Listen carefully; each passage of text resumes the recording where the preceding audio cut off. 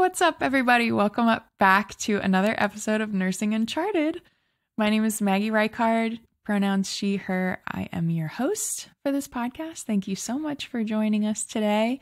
This podcast delves into all different ways that we can use the nursing licenses that we all have, whether we want to do inpatient, outpatient, advanced practice degrees, remote jobs. We talk about it all. So I am super excited to get into today's episode. Before we get started, this episode is sponsored by AMN Passport. AMN Passport is a highly rated app that AMN has created, and it helps you find assignments, book assignments, and manage everything all from your phone, which puts you on the fast track to your next travel job. So you receive instant job match notifications when you download AMN Passport. So if you're interested in travel assignments, be sure to check it out. So today's episode, we have had a couple people message me and want to get into this specialty. And I have also, this has been on the docket for me for a while, and it's wound ostomy nursing. And here to talk about wound ostomy nursing with me is nurse practitioner Junette Cacho. So Junette is a wound ostomy nurse practitioner working in California. She's currently serving as a supervisor role for a wound consulting agency for long-term care facilities, but she has a really popular Instagram, and she has an ebook on wound nursing. She's got some cheat sheets for nursing school, free nursing resource pages all in her link tree. And so we'll post that link tree below. But Junette, welcome to the show. Thank you. Thank you so much for coming on with me today. Like I said, this is a topic that I've always kind of been interested in, wounds, and I think it's like an ancillary part of nursing, inpatient and outpatient, that I think people are interested in. So I'm excited to talk about it today. Yeah. So do you feel like you always had a stomach for wound ostomy nursing, or why did you choose wound ostomy nursing? So for me, when I was a registered nurse, my first nursing job was psych, and then I was I think like in the back of my mind, I saw like for example, our family's practitioner would come in, and then she would see the patients, but then she would also do wounds. And I would like look at her like, wait, as a family nurse practitioner, you can also do wounds. And then I think from that beginning and seeing how she would remove I think it was staples and cleaning the wound, I was like, wow, this is amazing. So from that moment, the first time working as an RN, I was already like, I think I want to do wound care. Cool. But then again, like that, when I was an RN, that didn't work out for me. I tried to get hired, and I tried to apply, but it was so hard to get an RN position with wound care, because usually they'll want like a specific experience with it. Okay. And then after that, I became a labor and delivery and postpartum nurse. So that's when I got a little bit more experience with like C-section wounds, Sure. like all those stuff. Mm-hmm. So I think I was always drawn into like wound care. Yeah. So yeah. Oh, that's awesome. Yeah. I'm sure. I mean, wound ostomy nursing is a niche, like it's a specialty. So I'm sure it can be hard to get a position there if you're seeking it out specifically. Yeah. For that job. Yeah, but I do have a lot of like nurses that would ask me, hey, how do I get into it? How? Mm-hmm. But I think because even if I wasn't able to get an RN position, like for example, our company's hiring, you just need to find like a company, and the best, like I use Indeed a lot to also get like what's it called? Like to apply for those positions. Sure. So yeah. Yeah. What kind of certifications do you need to be do you specialize in wound, or do you just go through like get your FNP and then you can work with wounds, or how does that work? How can you specialize in wounds as an NP? So, as a nurse practitioner, there's actually no required certification that you need. Like, for example, when I got hired as a wound care nurse practitioner, I didn't have any certification. But now our company is paying for all of us to be certified. And Cool. the most popular one in the like advanced practice world is the CWS, which is like certified wound specialist. Okay. Gotcha. Is that the same thing, or is that just for advanced practice degrees, or that's the same that a RN would seek out? Yes. So the certified CWS is only for advanced practice, PTs, MDs. I think there is a separate one for RN. Okay. Okay. Gotcha. Gotcha. Okay. What are some of the best parts you think so far working with wounds? Like what are some of the things that you like the best and some of the worst, I guess? What I like the best is that, I work kind of, it's like home base. So I would drive to the patient's houses or sniffs or like all those places to see the wounds. So I see these patients weekly, like until the wound is healed. So from the very beginning, you're like, whoa, that wound is like this big. But then on the consecutive like weeks, and then you see it that you get to heal the wound, you're like, whoa, like from that was me. You know? Yeah, it's crazy, and like you really see the difference each week. Yeah, And then I'm and sure then it's also really satisfying. yeah, and the autonomy that you have.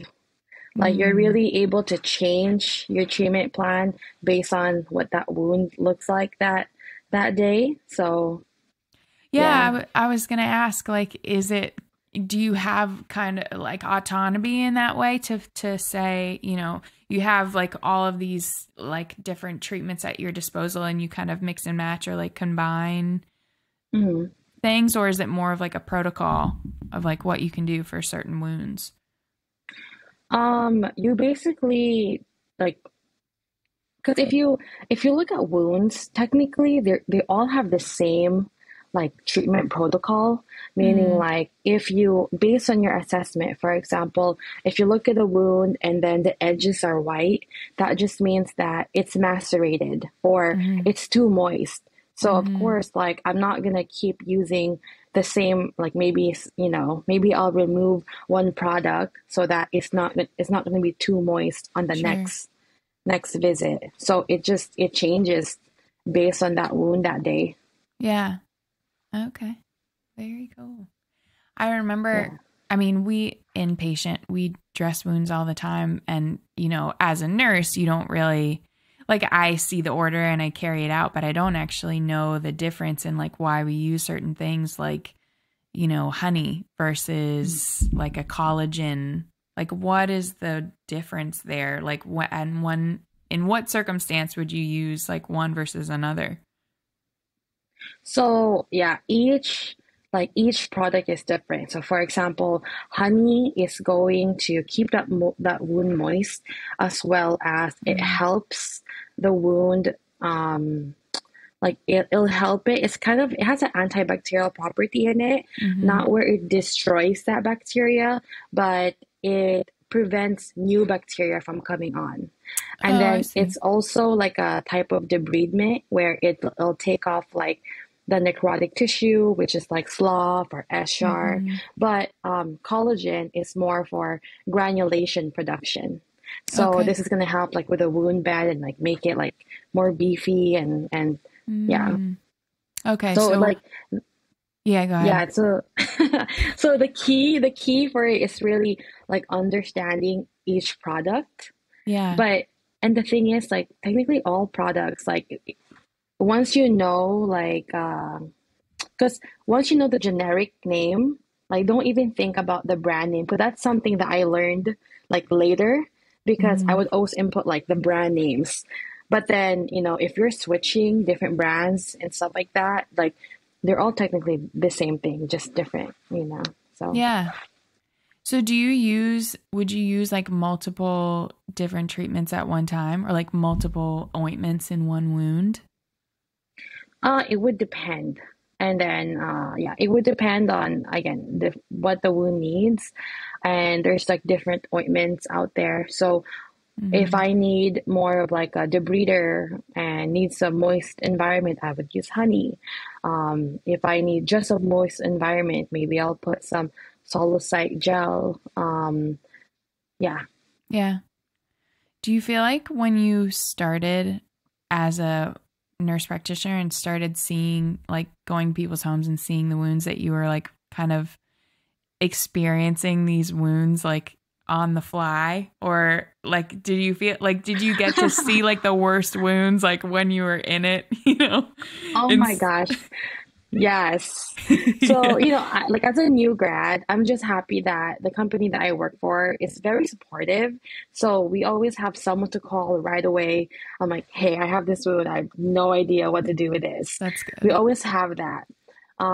But can I talk about the worst wound that I've Y- ever encountered? Please. Oh my gosh. It was the craziest thing. So I'm like there. I think I was covered. I think someone transferred this patient to me. I'm like, okay, cool. Like, and then I go to that patient's house and I remember the husband was like, oh hey, like welcome. And he said something like, there's a lot of flies here. Like that. Oh Like no. just like ran, there's a lot of flies here. I'm like, all right, cool. And I didn't No. even think about it. Yeah, right. I'm like, I'm like, okay, that's all right. And I go inside there, I see the patient, and I'm like, what do I do? Like, I'm opening the gauze, I'm opening it. Next thing I Close your know, mouth. oh my gosh, there's little maggots there. And Oh. oh my gosh, Not I medical think maggots.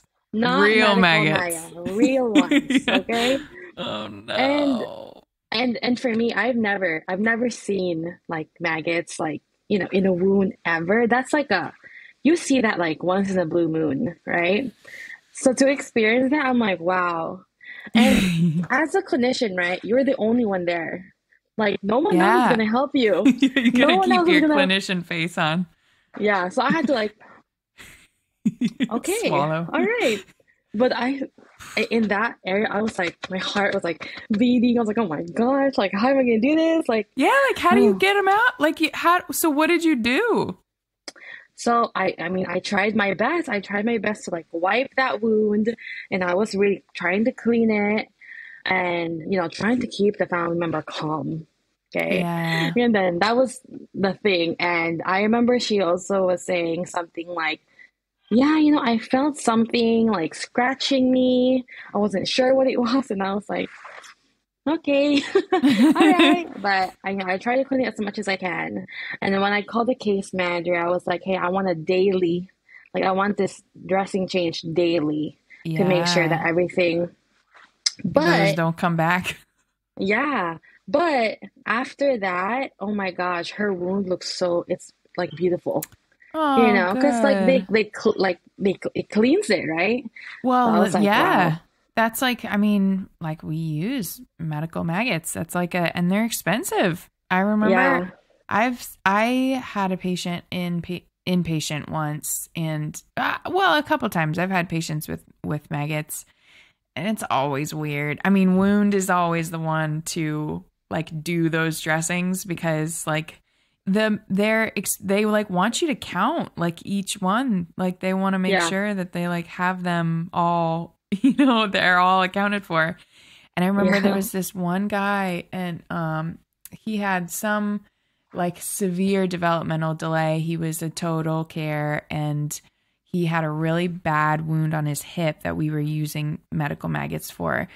And he Mm. was a quad essentially, except for his left arm. He could move his left arm, and he was like positioned just so. I think he was like in a waterbed, but Oh man. I had him with his like left hip up, and his left arm was is the only one that he could like really, move. And I went in there and he had like gotten his arm over the hip and he had like pulled the dressing away, and just maggots were like in the sand bed, like I had to suck them out with a suction canister tubing. Like, it was because they wanted all of them. I'm like, this, and I'm sure it was like 8 a.m. Like, I had just gotten there. Like, oh man, oh yeah, maggots. That's a little treat for you, right in your shift. Like, wake up, yeah, good morning. Yeah. Like, I feel like after that, the whole day you're like, this is, I can do anything. Easy breezy day. Like, yeah, right. Like, how did your morning start? Well, yeah. Oh yeah, maggots are definitely the worst. Have you ever had a wound? Have you ever like felt like woozy or queasy or anything, like seeing a wound, or you have an iron stomach? No, I think I can handle it. I think I can handle it pretty well. Yeah. Maybe I've had some where not like throwing up, but if it stunk too much, like where I have a mask on, I have all this stuff on, then it's like, whoa, but never to a point where I'm like, oh, okay. Yeah. Like, I need to know. I think the worst wound that I've ever smelled was cancer. Was like was a adenocarcinoma. It was like this inside somebody's like armpit area, and it was like a massive, this poor man, and it was like bleeding too, and we were doing dressing changes. I can't remember what we were doing, but we would do them like I think twice a day, but it smelled so bad. And oh man, that I was like, especially there's like guilt to it and like shame, when you have that, and like it's a skill to be able to like hold that, hold your face as you're keep maintaining dignity for that patient, like while you're changing these wounds. Yep, you really have to know how to have like our poker face on. Absolutely. So as a outpatient wound ostomy NP, like walk me through what your day would normally look like. What my day usually looks like is, before I start anything, I always like to look at my patient's charts before, especially if they're a new patient, just so that I'm in there. When I'm in there, I know what I'm looking for. I know what dressings to prepare already. And then I also make sure I have all my supplies, and then I start driving to their houses. And also, that's probably one of the cons in like this type of setting, because you will do your own, not your own, but I'm saying you have your own schedule planned out. So I'm able to schedule the patients on times that I can be there. Okay. And sometimes wounds take 5 minutes, which is awesome, and then there's times that it can take 45 minutes. I think 45 minutes probably like the most I'd stay there in a wound, but that's because they probably have a lot of different wounds, or maybe the patient's hard to like help move and stuff like that. But I've been pretty lucky with a lot of my wounds, because I'll have like small wounds, teeny tiny, easy, and then once I'm done, I go to the next patient. And then I do all my charting at home. Okay, so that's nice. Then you're kind of in and out, Yeah, like I'm telling you, in this world, like I'll have probably maybe 8 patients a day. That's a lot already. Ooh, yeah. Right? That's a lot. But I start at 8:30 a.m. and I'm done by 1, like every single day. Oh, that's awesome. Yeah. And that's like including like you're done driving, you're done charting, you're good to go. Yeah. Oh, cool. Well, I was thinking well, then do you have to figure out, do you have to make sure that the patients are in a certain radius of each other in order to get to everybody? Okay. Yeah, that's actually something that I learned later on. Because Yeah. before I would be driving everywhere and that just killed my time. But Yeah. now that I learned how to cluster my patients, I'm like, Hmm. okay, I'm east, like I'm all east on this day. So everything's it's fast, easy. I go back home. Then on Yeah. the next day, I'm west. So Okay. yeah, just clustering your patients. Do you have to um do you have to give them like a certain time that you're going to be there, or do they know like sometime between 8 and 1 you're going to be there? I do a specific time. So each patient Mm, would be like, I'll do from 8 to 8:30 and then 8:45 to 9:15. It'll be kind of like that. But gotcha. yeah, but usually like I'll have patients like down the street from each other. So it's quick and fast. Oh yeah, that is nice. What are some of the patient populations that you see? Patient population regarding like if they're hospice or home health. Yeah, yeah, like the different patients that, yeah, LTAC or SNF or. Yeah. So, we I see patients all over. So we do sniffs, we do like home health, we go to nursing homes and then assisted living. So it's kind of because in our company it's based more of like I guess their insurance or where it's Mm, like it's more of an insurance based. okay, gotcha. And it's mostly, so you see like total care patients and, or is it mostly like, all bed bound patients, or is it like diabetic, you know, Yeah. So we also ulcers? see diabetic. We also do. So yeah, I have some patients is total care, and then some are like walking, like yeah, like home Hmm. home health patients. So it's just a wide variety of patients. Yeah. Do you feel like some of your favorite patients are like, I feel like it would be satisfying for me to like see the wound, be the first one to see a wound and like assess it, diagnose it, and like come up with the treatment plan instead of just like come and, carry out whatever task needs to be done. I feel like it would, I don't know.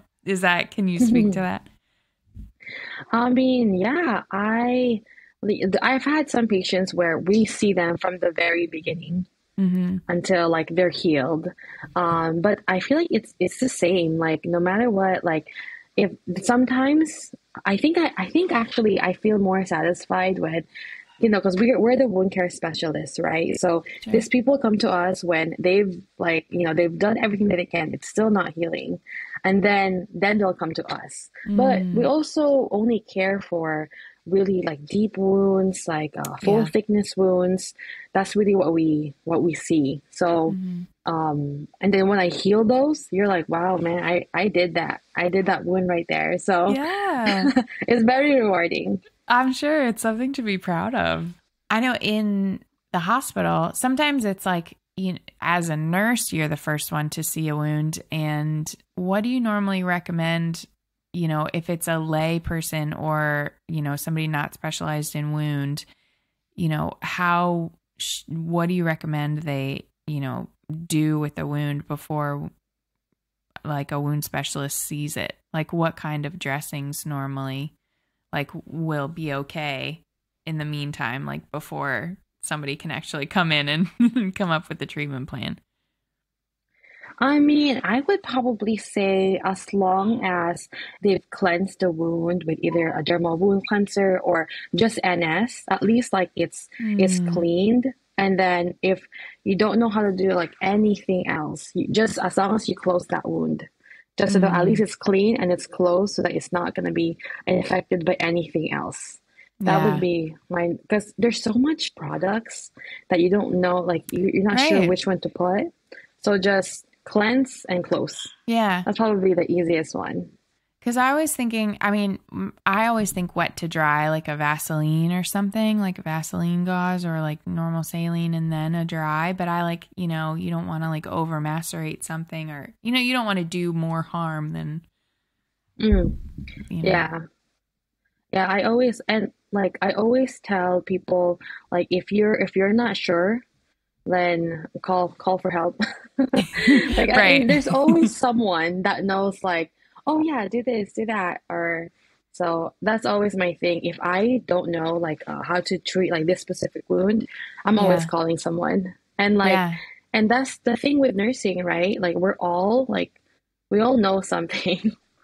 Like if some, Yeah. I'm sure someone knows something. So I'm always like, hey, how about this? What can I add for this? But yeah, Yeah. especially as a new wound care, I was like, oh man, I was like, I had like my supervisor and speed dial because I asked a lot of questions. But that's the Yeah. only way that we're gonna learn. We gotta ask those questions. Oh, for sure. And I'm sure, like, how big is your team? You know, like, how many other nurse practitioners can you, like, work with and just bounce ideas off of? But the company that I work for, we're pretty collaborative. So Mm, we have like a channel like specifically just for questions where everyone from the company is in. So we have like we have doctors in there, we have PTs, we have podiatrists, like and mm, other like just everybody. So every time you're in there, someone always has like, oh, try this, try that. Like it's awesome. And that's cool. we're all from different departments. Like maybe there's someone in like oncology, someone that worked ICU, someone that worked, so everyone is just like there's so much knowledge there Yeah. that you're able to kind of like pretty much get your answer. Yeah. Oh, that's awesome.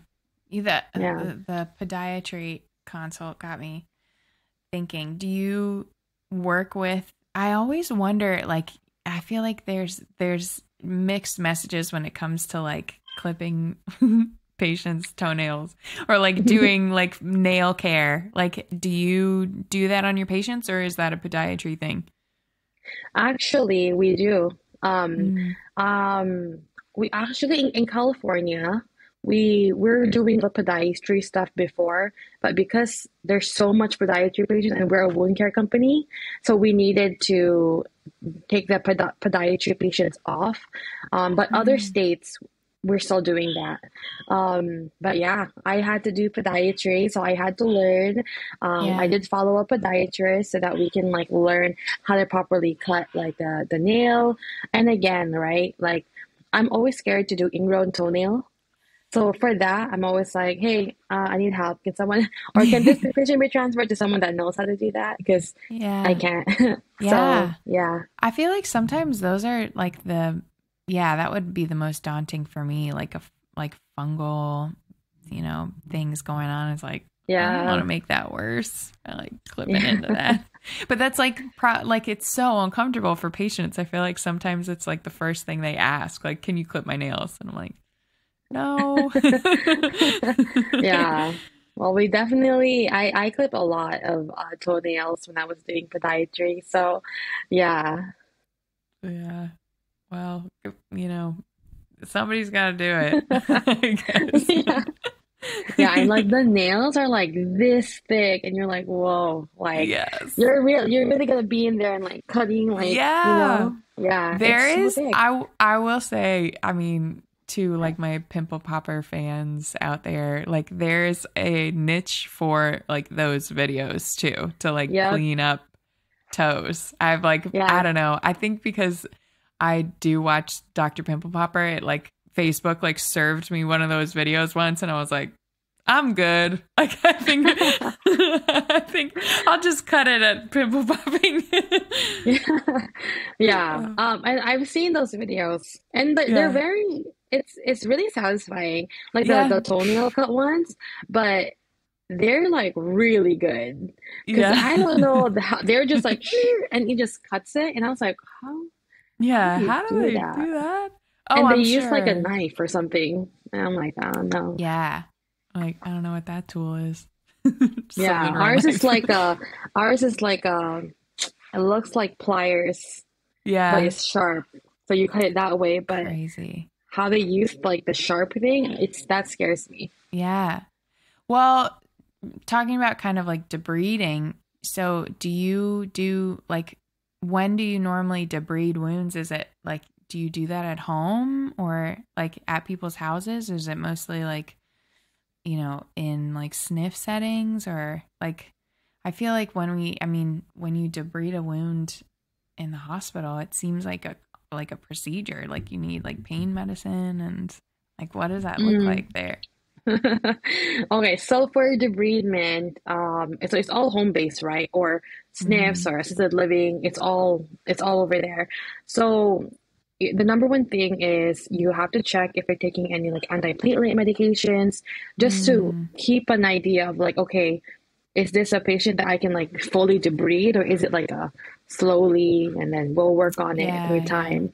Um, we also have different products to stop bleeding, all those stuff.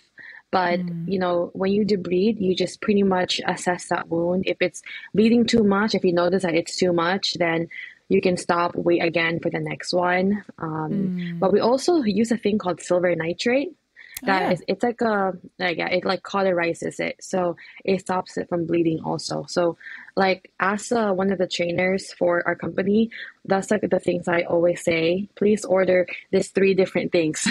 You need Yeah. like your silver nitrate, your like Omnisot gauze, like those two. Oh It's like the yeah. most important thing.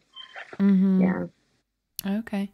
Do you ever have to go twice a day to see or is it normally like a nurse will come in after you or Mm. something and take care of the wound? Yeah, so it depends on our order. If usually my order is like change the dressing 3 times a week, meaning I would go Mm, once and then the agency nurse will okay. come on the other 2 days. Do you have any kind of advice for prospective, wound ostomy nurse practitioners? Maybe something that you wish you would have known or wish you would have learned? I think the best one is, I know that the certifications isn't like a like mandatory thing, but Mm, man, if I took a course at least before I started, I think it would have definitely made my job so much easier.